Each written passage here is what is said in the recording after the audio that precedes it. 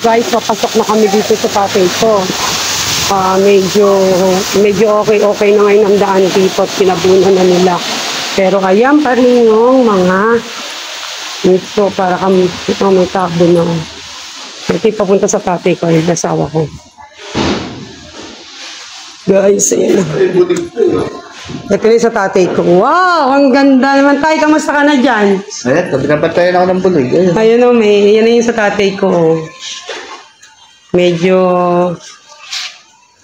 ito na nga dati. Kumbaga, okay na rin kasi may tambak na dito. May bulig eh. Tay, musta niyan? Sa tatay ko, oh. Ganda na pala dito. Yan siya na tatay, napabayaan ka ni. Ay, naalala. Oh, yan mo tay. Susunod na ako sa'yo tayo. Kasama mo na to anak mo. Papang na kayo. Ba't bukas no? Sinado ko na ako muna siya. Ay, sinasarado namin kasi yung mga bulig yan. Ako lang bulig, nilalaki. Dapat talaga tatabunan na. Teka lang, picturean ko lang si Daddy Nuts. Oh my God.